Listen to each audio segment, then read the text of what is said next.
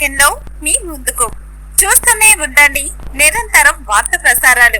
కోదాడ పట్టణంలోని rural police స్టేషన్లో DSP Srinivas Reddy media సమావేశం. ఈ నెల 15 నా కోదాడ మండలం గణపవరం గ్రామానికి చెందిన బాల్గురి గణేష్ని అతి కిరాతకంగా హత్య చేసిన ఘటనలో హత్య చేసిన ఒకటి నిందితుడు సోమేష్ని అరెస్టు చేసిన రూరల్ పోలీసులు 2 రోజుల క్రితం హత్య చేసిన E2, E3, E4 నిందితులను రిమాండ్ చేయడం జరిగింది. ఫేమస్ కావాలనే ఉద్దేశంతో హత్య చేసిన సోమేష్ ఎలాంటి టెక్నికల్ ఎవిడెన్స్ లేకుండా జాగ్రత్త పడ్డ నిందితుడు సోమేష్. కేసు ఛేదించిన పోలీస్ అధికారులను సిబ్బందిని అభినందించిన DSP Srinivasa Reddy.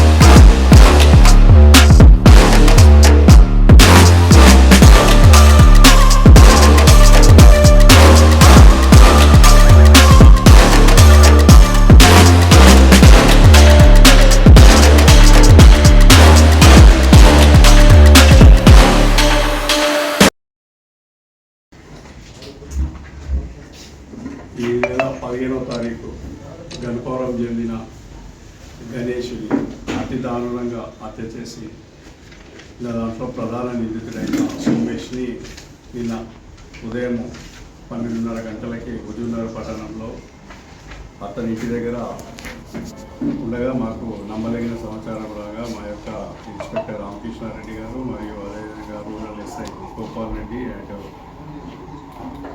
Chintalapalem SI Paramesh and Maileshwar SI Naveen ఇమీడియట్గా ఆపరేషన్ చేసి తీసుకొని వచ్చి అతన్ని విచారించగా అతని విచారణలో ఏంటంటే ఇతను సోషల్ మీడియాలో చాలా యాక్టివ్ మెంబర్.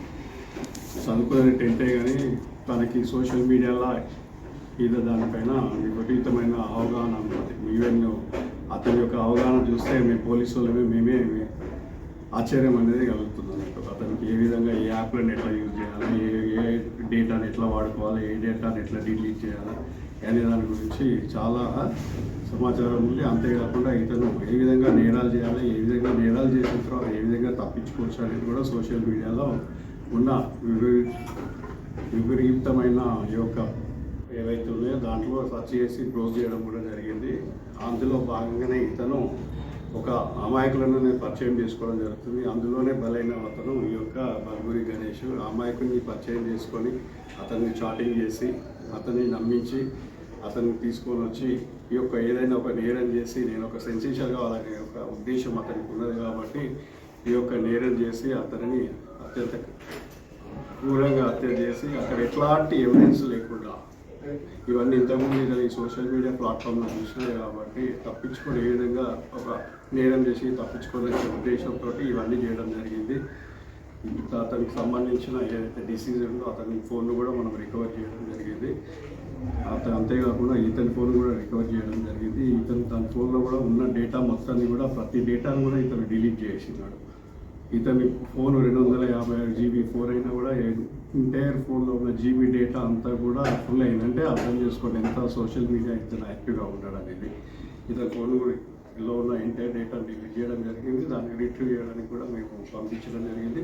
అందులో వచ్చిన తర్వాత వీళ్ళిద్దరి మధ్యలో ఏం సమాచారం జరిగింది, ఎందుకు హత్య చేసింది అనేది కూడా తెలుసు. కానీ ఇతను హత్య చేసిన గల కారణం ఏంటంటే మెయిన్గా ఇంత సోషల్ మీడియా పర్చేజ్ చేసుకొని ఏ విధంగా తప్పించుకోవాలనే ఉద్దేశం అనేది ఒక క్రైమ్ చేయాలనేది ఇతని మనసులో ఉన్నది కాబట్టి దాని ద్వారా ఈ యొక్క నేరం అనేది చేసేది. కాబట్టి వీళ్ళిద్దరి మధ్యలో ఎలాంటిది లేదు.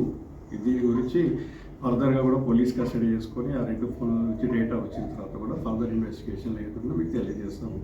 ఇంతకుముందు మనం ఆల్రెడీ ఒక 4-5 రోజుల కింద కూడా A2, A3, A4 కూడా ఇతనికి సహకరించిన వాళ్ళని కూడా అరెస్ట్ చేయడం జరిగింది.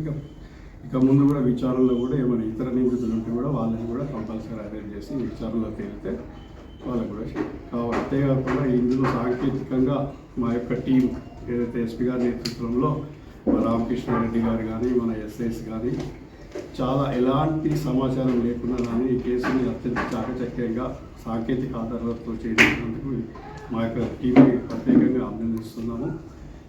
ముందు ముందు కూడా మీకు ఈ యొక్క ప్రింట్ మీడియా ఎలక్ట్రానిక్ మీడియా కూడా తెలియజేయడం ఏంటంటే అపరిచితుల వ్యక్తులు ఎవరైనా సోషల్ మీడియా ద్వారా పరిచయం అయితే మీరు అంతా మీకు సంబంధించిన సమాచారం కానీ ఎవరైనా కానీ మీకు సంబంధించిన సమాచారాన్ని కానీ వాళ్ళకి ఇవ్వద్దని మిమ్మల్ని కోరుకుంటున్నాం జరుగుతుంది. చూశారు కదా మనం కాబట్టి సోషల్ మీడియా అనేది మనము పాజిటివ్గా వాడుకోవాలి కానీ కొంతమంది అమాయకులను టార్గెట్ చేస్తే దీనిగా వేరే విధంగా వాడుకుంటున్నారు కాబట్టి మీరు కూడా ప్రచారం చేయాలని చెప్పి మీ ఎలక్ట్రానిక్ ప్రింట్ మీడియా ద్వారా కూడా తెలియజేస్తున్నాం.